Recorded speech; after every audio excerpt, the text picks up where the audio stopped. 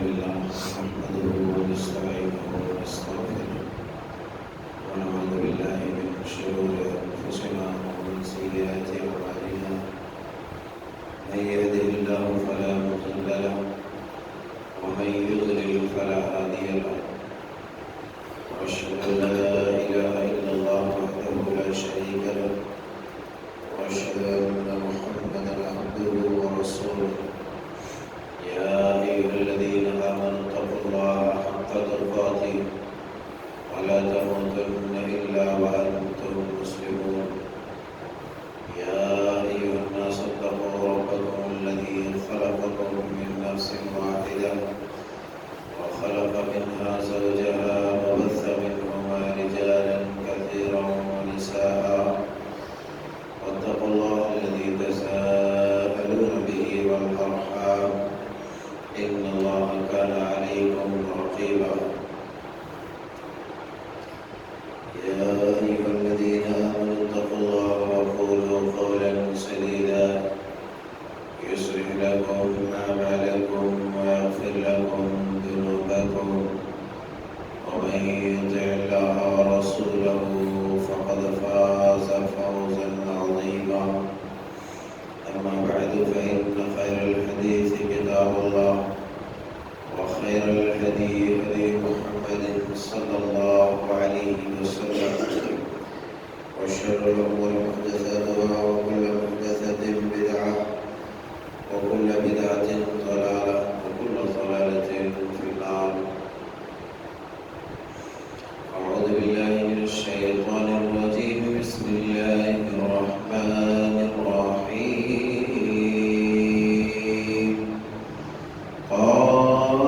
قاف والقرآن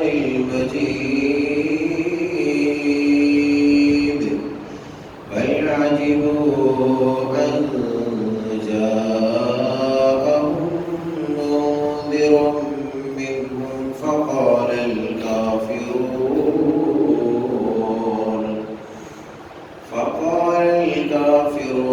هذا شيء عجيب أإذا متنا وكنا ترابا ذلك رجع بعيد قد علمنا ما تنقص الأرض منهم وعندنا كتاب حفيظ بل كذبوا بالحق لما جاءهم فهم في أمر مريج أفلم ينظروا إلى السماء فوقهم كيف بنيناها وزيناها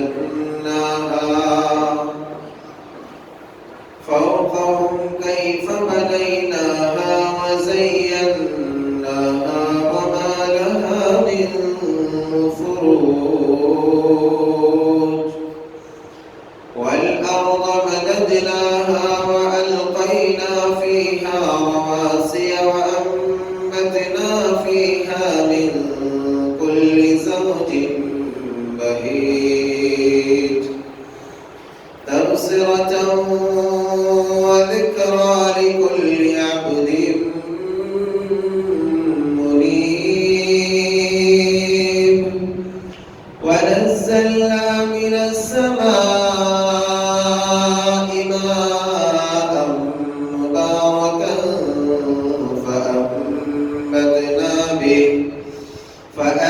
فأنبتنا به جنات وحب الحصيد والنخل باسقات لها طلع نضيد رزقا للعباد وأحيينا به بلدة ميتا كذلك الخروج كذبت قبلهم قوم نوح وأصحاب الرس وثمود وعاد وفرعون وإخوان لوط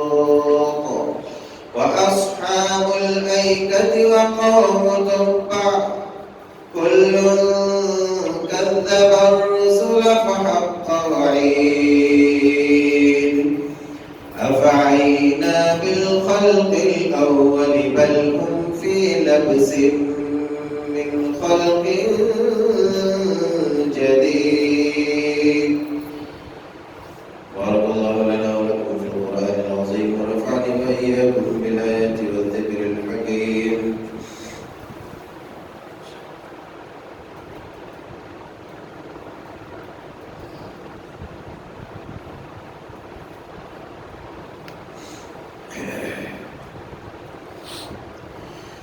إن الحمد لله نحمده ونستعينه ونستغفره ونعوذ بالله من شرور أنفسنا ومن سيئات أعمالنا. من يهده الله فلا مضل له ومن يضلل فلا هادي له، وأشهد أن لا إله إلا الله وحده لا شريك له، وأشهد أن محمدا عبده ورسوله. أما بعد، فإن خير الحديث كتاب الله، وخير الهدي هدي محمد صلى الله عليه وسلم، وشر الأمور محدثاتها، وكل محدثة بدعة، وكل بدعة ضلالة، وكل ضلالة في النار. فقد قال الله عز وجل في القرآن المجيد والفرقان الحميد: أعوذ بالله السميع العليم من الشيطان الرجيم، من همزه ونفخه ونفثه. بسم الله الرحمن الرحيم. النار يعرضون عليها غدوا وعشيا ويوم تقوم الساعة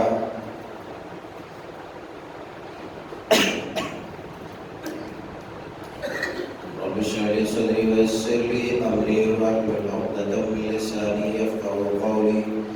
اللهم رب زدني علما، ربنا يسر ولا تعسر وتمم بالخير. اللہ تبارک و تعالی ہر طرح کے تحمید و تقدیس اور تسبیحات کے حقیقی مستحق ہے. وہی خالق ہے، وہی خلاق ہے، وہی رزاق ہے، وہی رازق ہے، اور اس نے ساری کائنات کی تخلیق فرمائی، اور ان ساری کائنات کی ساری مخلوقات میں ہم ناتواں انسانوں کو ایک عظیم مرتبے پر فائز کیا، اور اس مرتبے پر فائز کرنے کے بعد اس عہدے اور مرتبے اور منصب کو سنبھالنے کی بڑی بڑی تاکید فرمائی. اور ظاہر سی بات ہے کہ جتنا بڑا عہدہ ہوتا ہے اتنی بڑی ذمہ داریاں ہوتی ہیں. ساری کائنات کے مخلوقات میں اگر اللہ تبارک و تعالیٰ نے ہمارا انتخاب فرمایا ہے تو یقیناً ساری کائنات کے مخلوقات سے بڑھ کر ہماری ذمہ داریاں بھی ہوں گی، جو ساری کائنات کے مخلوقات کو آئینہ دکھانے کی ذمہ داریاں ہوں گی، اور اپنے آپ کو سنوارنے کی ذمہ داریاں ہوں گی. اللہ وحدہ لا شریک نے اس دارالامتحان میں ہماری تخلیق فرما کر ہمیں کامیابی اور کامرانی کے سارے راستے بھی بتلا دیے. ہر ان راستوں سے ہمیں آگاہ کر دیا جو راستے اچھائی کی طرف چلتے ہوئے جنت میں جا کر کے جن راستوں کا اختتام ہوتا ہے، اور ان راستوں سے بھی آگاہ کر دیا جن راستوں پر چلتے ہوئے آدمی جہنم پہنچتا ہے، یعنی جن راستوں کا اختتام اور اس کی انتہا جہنم ہوتی ہے. آج کی اس مبارک گھڑی میں خطبہ جمعہ میں جس موضوع کے تحت چند باتیں آپ کے گزار کرنا چاہتا ہوں وہ ہے قبر کی تنہائیاں ہمیں آواز دیتی ہے۔ انسانی زندگی بڑی قیمتی ہے۔ اللہ تبارک و تعالیٰ نے یہ زندگی انسان کو ایک ہدیے اور تحفے کے طور پر دے دیا، اور اس زندگی کو سنبھالنے کی تاکید فرمائی۔ یہ دارالامتحان ہے، یہاں ہماری آزمائشیں اور امتحان ہوگا۔ ہمیں ان امتحانات میں کھڑے اتر کر اللہ تبارک و تعالیٰ کے سامنے کل قیامت کے دن اچھی صورت لے کر کے آنا ہے۔ اللہ نے فرمایا الذی خلق الموت والحیات لیبلوکم ایکم احسن عملا، میں نے موت اور زندگی کو اس لیے پیدا کیا تاکہ تمہیں آزمایا جائے، تمہارا امتحان لیا جائے کہ تم میں سے کون آدمی ہے جو بہتر عمل کر کے آتا ہے۔ ایکم احسن عملا، بہتر عمل لے کر کے آتا ہے۔ تو یہاں ہمیں بہتر عمل کرنے ہیں ایکم احسن عملا کے تحت، اور امتحان میں ہمیں کامیابی حاصل کرنی ہے۔ عام طور پر انسانی زندگی کے 4 مراحل ہوتے ہیں، ویسے بہت سارے مراحل ہیں، بہت سارے اسٹیپس ہیں، مگر 4 موٹے موٹے مرحلے ہیں۔ ایک تو انسان جب ماں کے پیٹ میں ہوتا ہے، ماں کے پیٹ میں جب ہوتا ہے تو اس کا ایک مرحلہ ابتدائی مرحلہ ہوتا ہے، اور وہ ایک تک تاریخ مرحلہ ہوتا ہے، ایک تک تاریخ جگہ ہوتی ہے۔ اس مرحلے میں انسان کی کوئی ذمہ داریاں نہیں ہوتی، اور یہ مرحلہ ایک طرح سے انسان کے لیے بہت مشکل والا مرحلہ نہیں ہے۔ اس کے بعد دوسرا مرحلہ جو ہوتا ہے وہ انسان کا ولادت کے بعد، پیدائش کے بعد، یہ دنیا کا مرحلہ ہوتا ہے، جہاں انسان پیدا ہونے کے بعد انسان کی نشوونما ہوتی ہے، پلتا ہے، بڑھتا ہے، بڑا ہوتا ہے، بوڑھا ہوتا ہے، جوان ہوتا ہے، بوڑھا ہوتا ہے، پھر تیسرے مرحلے میں داخل ہو جاتا ہے۔ وہ مرحلہ کون سا ہے؟ موت کے بعد کا مرحلہ ہے، جس مرحلے کو برزخ کی دنیا سے یاد کیا جاتا ہے۔ اس کے بعد کا جو چوتھا مرحلہ ہے وہ انسان کا جو مراحل آگے کی طرف اپنے راستے طے کرتے جاتے ہیں، تو ان کے لیے مشکلات اور مصائب کھڑے ہوتے ہیں۔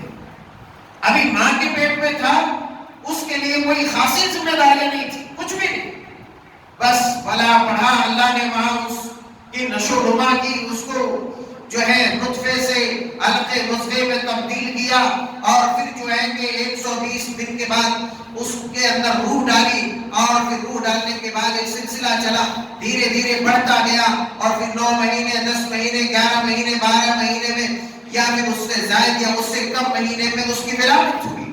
ولادت ہونے کے بعد، پیدائش کے بعد، کہ یہ جو زندگی ہے یہ اس سے سخت اور اس سے ذرا بھاری بھرکم زندگی ہے، اور اس زندگی میں دنیا بھر کی ذمہ داریاں عائد ہوتی ہے۔ کیوں کہ یہ دارالامتحان میں اس نے قدم رکھ دیا ہے، اس نے دارالامتحان میں قدم رکھ دیا ہے۔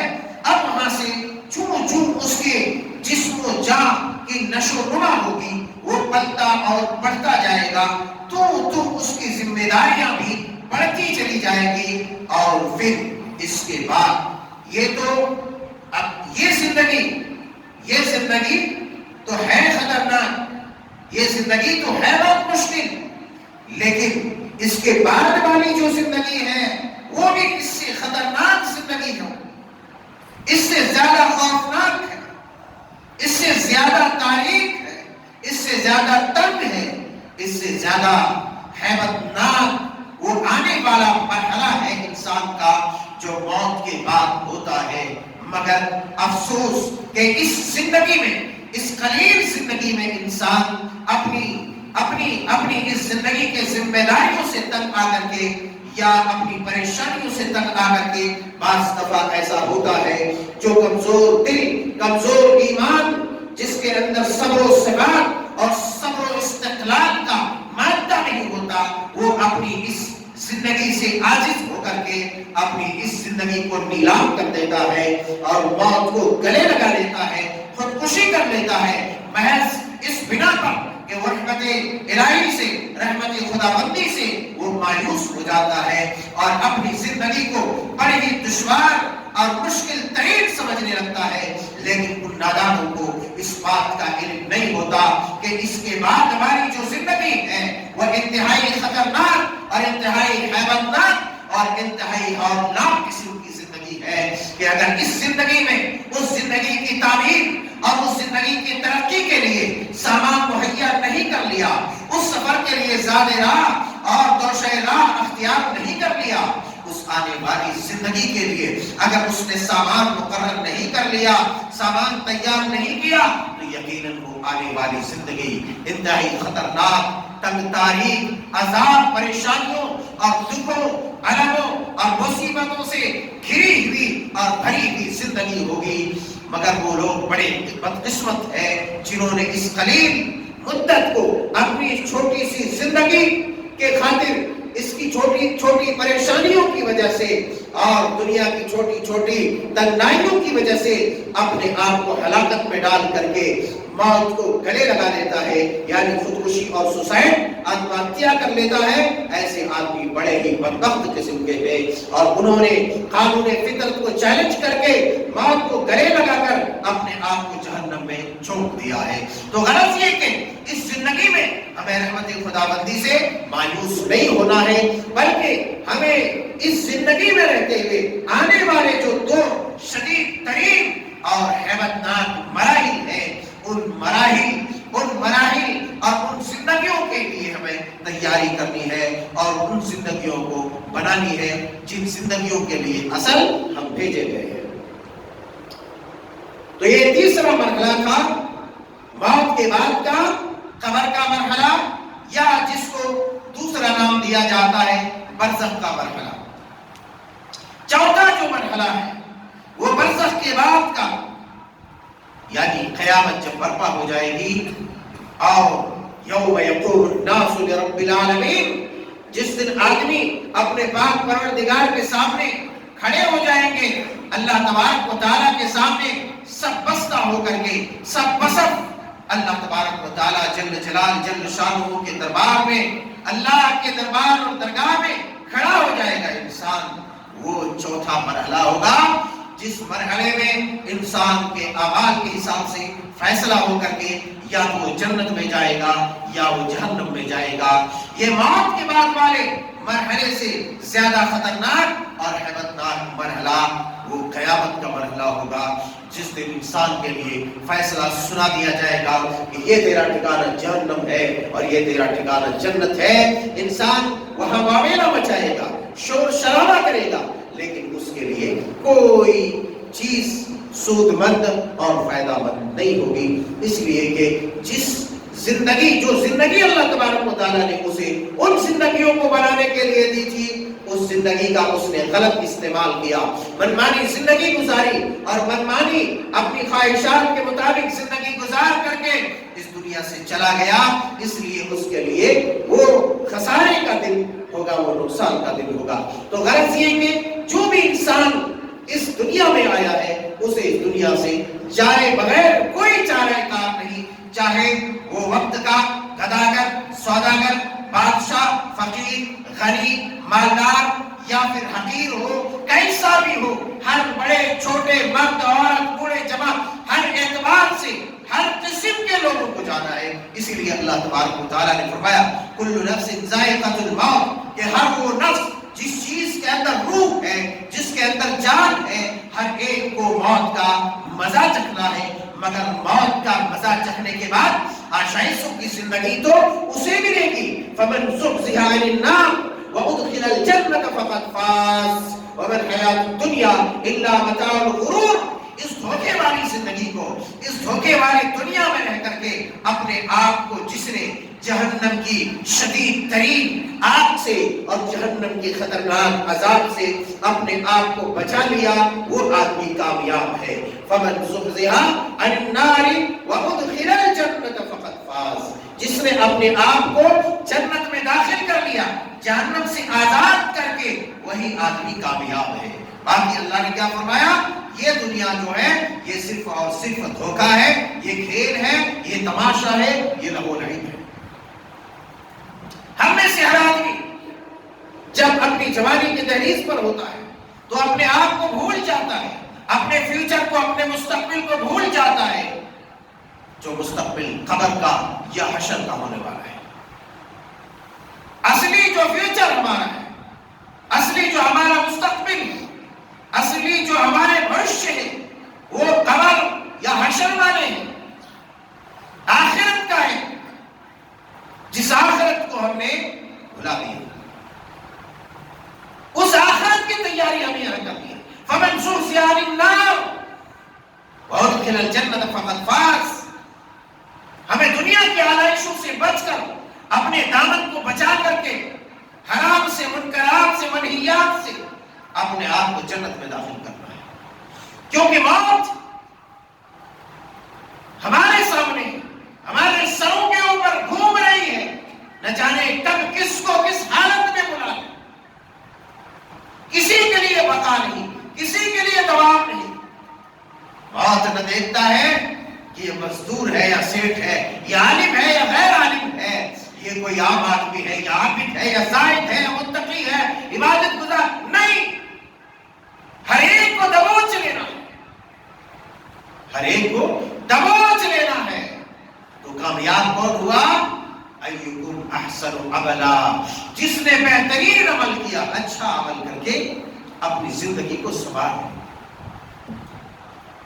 اور اس چیز سے کسی کو اختلاف نہیں، مگر پتہ نہیں کہ یہ اس قدر کڑوی حقیقت اور سچائی ہے جس سے کسی کو اختلاف نہیں، باوجود اس کے، جبکہ یہ بھی نہیں معلوم کہ اس کے ساتھ یہ حادثہ کب ہونے والا ہے، وہ کب مرنے والا ہے، کس بہانے مرنے والا ہے. باوجود اس کے انسان کس قدر غافل ہے، انسان کس قدر غافل ہے. ارے یاد کرو، قبر کی تنہائیت تمہیں آواز دیتی ہے کہ آؤ ادھر، ہم تمہارے لیے تیار ہیں. ہم شب و روز، صبح و شام، لیل و نہار ہنستے ہوئے، کھیلتے ہوئے، کودتے ہوئے اپنی زندگی بسر کر دیتے ہیں. ہم نے کبھی قبر کی تاریکی کے بارے میں سوچا؟ قبر کی تنہائیوں کے بارے میں سوچا؟ نہیں سوچا. اس لیے کہ موت کو ہم نے مانا تو صحیح، مگر موت کے بعد کی جو زندگی ہے، اس زندگی کو ہم نے جانا نہیں. اور ہم نے جانا تو اس پر یقین نہیں کیا، ہم نے جانا تو اس کا انکار کر دیا. اور یہی وجہ ہے کہ قبر، موت کے بعد کی جو زندگی ہے، جسے قبر کی زندگی کہتے ہیں، برزخ کی زندگی کہتے ہیں، آج بیشتر مسلمانوں کا طبقہ قبر کے عذاب کا منکر ہے. جبکہ قرآن و سنت کے اندر صاف صاف الفاظ میں قبر کے عذاب کا اس بات ہوتا ہے، جو انشاءاللہ میں آگے چل کر کے اس کی وضاحت دلائل کی روشنی میں کرنا چاہوں گا. مگر ہمیں فکر یہ کرنی ہے کہ اس عارضی زندگی کو اگر ہمیں فنا کرنا پڑے، اس دائمی زندگی کو بنانے کے لیے، جس دائمی زندگی کے لیے ہم یہاں پر بھیجے گئے ہیں، پیدا کیے گئے ہیں، اس دائمی زندگی کو ہمیں بنانا ہے اور اس کی اصل فکر کرنی ہے. ہمارے اندر ساری ذمہ داریوں کی فکر، ساری فکر ہمیں کھائی جاتی ہے، مگر ان تمام افکار کے اندر کہیں بھی ایک کونا بھی یہ فکر ہمیں نہیں ستاتی. کیوں؟ کہ ہمیں اپنے صحت کے اوپر ناز ہے، اپنی طاقت کے اوپر ناز ہے، اپنی جوانی کے اوپر ناز ہے، اپنی دولت کے اوپر ناز ہے، اور اپنی عقل و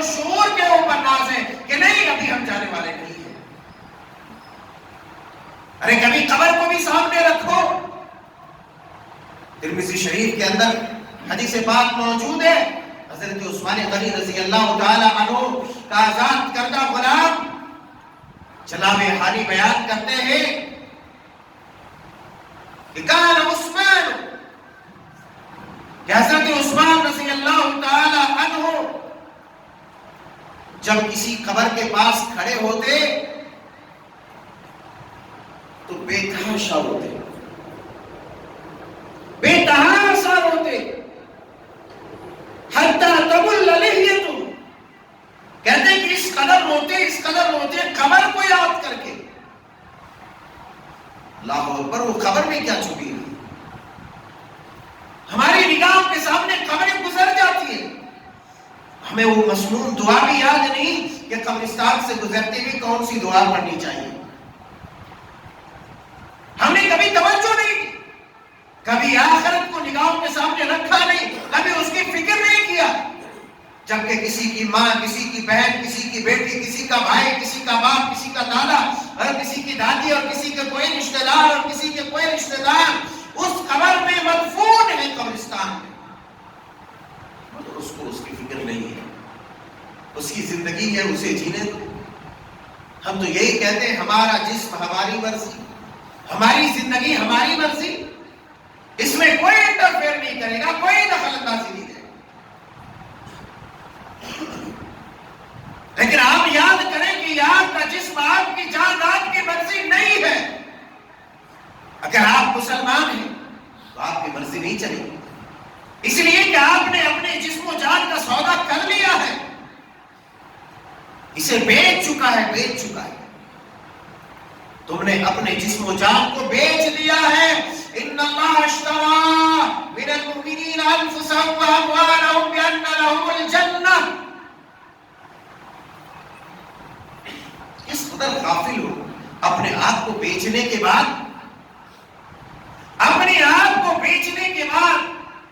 اپنی پراپرٹی کو بیچ دینے کے بعد اس پر حکم جتاتے ہو. لوگوں کو شرم آنی چاہیے، شرم آنی چاہیے کہ بیچے ہوئے مال پر تمہارا کوئی تصرف نہیں، کوئی حق نہیں. تم نے گھر بنایا تھا بڑی محنت مشقت کر کے، بڑی لاگت کے ساتھ خوب خوبصورت گھر بنایا، مگر تم نے لاکھوں میں کروڑوں میں اسے بیچ دیا. دوسرے دن تم اس میں تصرف جمانے، حق جمانے جاؤ گے تو لاکھ جوتے مار کر وہاں سے بھگائے گا نہیں بھگائے گا؟ یقیناً بھگائے گا کہ یہ جو تم نے بنایا تھا، یقیناً سنوارا تھا، یقیناً سجایا تھا، یقیناً جو ہے ڈنڈنگ پینٹنگ سب کیا تھا، اسے خوبصورت بنایا تھا، مگر تم نے اسے بیچ دیا ہے اپنی گرا قدر رقم کے عوض. تو اب اس پر تمہارا کوئی تصرف نہیں ہے. بعین ہی انسان کے جسم و جان کی، مسلمانوں کے جسم و جان کی یہی حقیقت ہے کہ اس نے اسے اللہ کے ہاتھوں بیچ دیا ہے، اس کا سودا کر لیا ہے. اس لیے انسانوں کا اس جسم و جان پر کوئی تصرف نہیں. بس جتنا اختیار اللہ نے تمہیں دیا ہے اتنا ہی، کیونکہ تم بیچ چکے ہو. اور کس کے عوض بیچے ہو؟ آخرت میں جنت پانے کے عوض. اب اگر زبردستی کرو گے تو لڑائی بھڑائی ہوگی. تم نے اپنی پراپرٹی، اپنی جائیداد بیچ دی ہے، کسی نے خرید لیا ہے، اس میں زبرن کرو گے، زبردستی کرو گے تو یقیناً لڑائی بھڑائی ہوگی، کوٹے جاؤ گے، مارے جاؤ گے. پھر کیا ہوگا؟ تکلیف، شدائد، پریشانیاں. یہی حالت ہے کہ انسان، تم نے مسلمان اپنے آپ کو بیچ دیا ہے اللہ کے ہاتھ میں. اب جب اللہ کے ہاتھ میں بیچ دیا ہے تو صرف اور صرف تمہارے جسم و جان کے اوپر اللہ کا تصرف ہوگا، اللہ کی حکومت چلے گی، اور اللہ تبارک و تعالیٰ کے اشارے پر، اللہ تبارک و تعالیٰ کے فرمودات کے اوپر، اللہ تبارک و تعالیٰ کے بتلائے ہوئے راستے کے اوپر تم چلو گے. اگر تم نہیں چلے تو پھر یقین جانو اللہ تبارک و تعالیٰ سے پنگا لینے کی صورت میں اللہ تبارک و تعالیٰ اپنی ردی کی ٹوکری جہنم میں تمہیں ڈال دے. تو ہمیں اپنی قبر بنانی ہے، اپنی محشر بنانی ہے کہ جس خبر کو سن کر کے یاد کر کے حضرت عثمان غنی رضی اللہ تعالی عنہ بے تحاشا رویا کرتے تھے، بے تحاشا رویا کرتے تھے۔ راوی بیان کرتے حتی تبل لہجتہ، کہ اس قدر روتے کہ آنسو جو آ کر کے ان داڑھیوں کے بالوں کو تر کر دیتا تھا۔ آخر وہ کون سی چیز تھی کہ اس عثمان غنی کو، جس کے بارے میں سرور کونین نے کہا تھا اس موقع پر جب آپ نے بے تحاشا مال، اپنے راس المال، اپنی تجارت کے مال جو ہے کہ اللہ کے راستے میں صرف کر دیا اور بھاری مقدار میں چندہ دے دیا، نبی پاک علیہ السلام والسلام نے خوش ہو کر کے کہا تھا جائے عثمان، آج کے بعد اگر تو کوئی نیکی نہیں کرے گا تب بھی تو جنتی ہے، اور اس دنیا میں جسے جنت میں جانے کی بشارت مل چکی ہو، اگر ایسی ہستی، ایسی شخصیت قبر کے پاس کھڑے ہو کر کے قبرستان کو دیکھ کر کے بے تحاشا دہاڑے مار مار کر روتا ہے تو یقیناً اس میں کوئی نہ کوئی پیچیدگی اور کوئی نہ کوئی کمودگی اور اس کے اندر کسی نہ کسی طرح کی خطرناکیاں اور ہولناکیاں ضرور چھپی ہوں گی، جسے یاد کر کے ایک وہ صحابی جسے دنیا میں جنت میں جانے کی بشارت ہی نہیں بلکہ ساتھ ہی یہ کہہ دیا گیا ہو کہ عثمان آج کے بعد تم جو بھی چاہو کرو، تمہارا مواخذہ نہیں ہوگا، تمہاری پکڑ نہیں ہوگی، تمہاری گرفت نہیں ہوگی۔ کہاں حضرت عثمان غنی؟ حضرت عثمان غنی صحابی کہتے ہیں کہ عثمان تذکر الجنت والنار، آپ کے سامنے جب جنت و جہنم کا تذکرہ کیا جاتا تو آپ یوں اس قدر داڑھی مار مار کر نہیں روتے، کیا مسئلہ ہے؟ قبر کو دیکھ کر کے روتے ہیں۔ حالانکہ ہونا تو چاہیے کہ جب جہنم کا تذکرہ ہو تو وہاں کی ہولناکی، وہاں کے خوفناکی، وہاں کی پریشانیوں کو یاد کر کر کے رونا چاہیے کہ وہاں سانپ، بچھو، یہ وہ عذاب 12-17 وہاں کی خطرناکیاں، وہاں کی ہولناکیاں، وہاں رونا چاہیے زیادہ۔ لیکن لوگوں کو تعجب ہوا کہ بھئی یہ خبر ٹوٹی پھوٹی خبروں کو دیکھ کر کے، یہ قبرستان کو، یہ جو ہے شہر خاموشہ کو دیکھ کر کے کیوں رو رہے ہیں، آخر مسئلہ کیا ہے؟ حضرت عثمان کا جواب تھا ان القبر اول من منازل الاخرہ، اے لوگو میں اس لیے روتا ہوں ان قبروں کو دیکھ کر کے، ٹوٹی پھوٹی قبروں کو دیکھ کر کے، وہاں کے سڑے گلی ہڈیوں کو دیکھ کر کے، اسی لیے عثمان کو رونا آتا تھا کیونکہ عثمان کو پتا تھا آخرت کی طرف جو سفر جہاں سے شروع ہوتا ہے اور جو جنت و جہنم کا جو سفر ہے، جو راستہ ہے، وہ راستہ اسی قبر سے ہو کر کے شروع ہوتا ہے، وہ راستہ اسی قبر سے شروع ہوتا ہے۔ آخرت کی پہلی منزل جو ہے وہ یہ قبر ہے۔ حضرت عثمان غنی کو اس بات کا علم تھا۔ حضرت عثمان غنی سے جب سوال کیا گیا تو کہنے لگا کہ لوگوں میں نے نبی صلی اللہ علیہ وسلم کو فرماتے ہوئے سنا ان القبر اول من منازل الاخرہ فَإِن نَجَا مِنْهُ أَحَدٌ فَمَا بَعْدَهُ أَيْسَرُ مِنْهُ۔ کیا کہا؟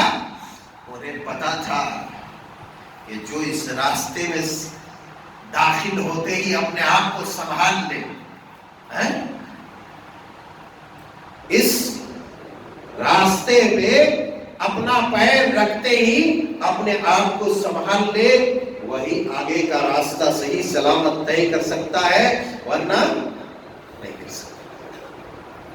نہیں کر سکتا، پھنس جائے گی گاڑی یہی، کیونکہ شروع یہاں ہوتا ہے۔ ابتدا ٹھیک ہے تو انتہا بھی ٹھیک ہے۔ آغاز میں کہتے ہیں نا اسٹارٹنگ اچھی ہو تو اینڈنگ بھی اچھا ہی ہوگا، تو وہاں بھی وہی مسئلہ ہے۔ حضرت عثمان غنی نے وہ جواب دیا روتے ہوئے ان القبر اول من منازل الاخرہ، مجھے رونا اس لیے آتا ہے، میں دہاڑے مار مار کر اس لیے رو رہا ہوں، میرے آنسو بے تحاشا اس لیے بہ رہا ہے، میری آنکھوں نے آنسو کے نالیوں کو یوں ہی چھوڑ دیا ہے، یوں ہی اشکبار ہو جا رہا ہوں۔ اس کا مطلب یہ ہے کہ آخرت کی جو پہلی سیڑھی ہے، جو پہلی منزل ہے، وہ یہ قبر ہے۔ رسول اللہ صلی اللہ علیہ وسلم نے فرمایا آخرت کے جو منازل ہیں، جو مراحل ہیں، ان مراحل میں سے سب سے پہلا مرحلہ، سب سے پہلی منزل یہ قبر ہے۔ فَإِن نَجَا مِنْهُ أَحَدٌ فَمَا بَعْدَهُ أَيْسَرُ مِنْهُ، جو یہاں پر آسانی کے ساتھ طے کر لیا جس نے، جو یہاں کامیاب ہو گیا تو بعد والے راستے اس سے بھی آسان ہوں گے۔ وَإِن لَّمْ يَنْجُ مِنْهُ أَحَدٌ فَمَا بَعْدَهُ أَشَدُّ مِنْهُ، ترمذی شریف ابواب الزہد کی حدیث ہے، فرماتے ہیں کہ جو اس میں ناکام ہو گیا پھر بعد کا مرحلہ اس سے بھی زیادہ سخت ہوگا، بعد کا مرحلہ اس سے بھی زیادہ سخت ہوگا، اس سے بھی زیادہ کٹھن ہوگا، اس سے بھی زیادہ بھیانک ہوگا۔ تو جو قبر میں کامیاب ہوا انشاءاللہ وہ حشر میں کامیاب ہوگا، اور جو قبر میں کامیاب نہیں ہوا وہ حشر میں اس کا کامیاب ہونا مشکل ہے۔ اس لیے لوگوں اپنے آپ کو قبر کی ان تنہائیوں کو کبھی اپنی نگاہوں کے سامنے رکھو کہ اگر جہاں ایک بار تمہارے اوپر عذاب مسلط کر دیا تو اپنے گناہوں کے مقدار میں قیامت قائم ہونے تک اپنے گناہوں کے مقدار میں وہ قبر کے اندر بھی عذاب میں مبتلا رہے گا، اس میں بھی وہ تباہی میں مبتلا رہے گا، اس میں بھی پریشانیوں کا سامنا کرنا پڑے گا۔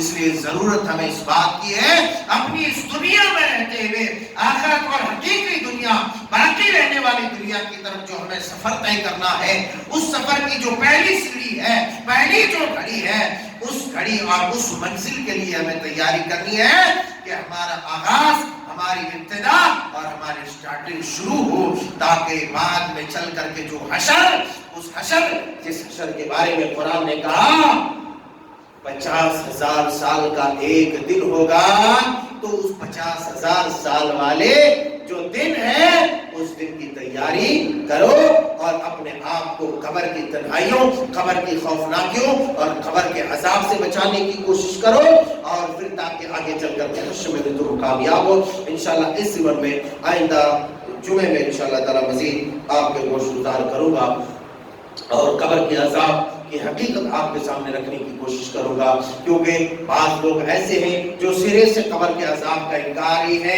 کہ بھئی قبر میں عذاب نہیں ہوتا ہے، یوں ہی مر گیا، مٹی میں مل گیا، ختم ہو گیا۔ وہ خام خیالی میں مت رہو، وہ سوچ میں مت رہو، یہ بڑی بے بنیاد سوچ ہے اور بڑی غلط سوچ ہے۔ عقیدہ اہل سنت والجماعت کے خلاف یہ نظریہ ہے، اور جس نے بھی ایسا نظریہ رکھا وہ یقیناً کفر کے وہ مرتکب ہو جائیں گے، اس لیے کہ کتاب و سنت کے اندر واضح اور مبین دلائل موجود ہیں۔ اللہ پاک پروردگار سے دعا ہے کہ مولا کریم ہماری اس دنیا کو سنوار دے پاک پروردگار، اور جو آنے والی زندگی ہے ہماری قبر کی، حشر کی، ان زندگیوں میں ہمارے لیے بہترین معاملہ فرما، ان زندگیوں کو سنوارنے کے لیے ہمیں یہاں اچھے اچھے کام کرنے کی توفیق عطا فرما۔ آمین تقبل یا رب العالمین، وآخر دعوانا الحمدللہ رب العالمین۔ ایک اعلان سماعت فرما لیجئے، مسجد نور جو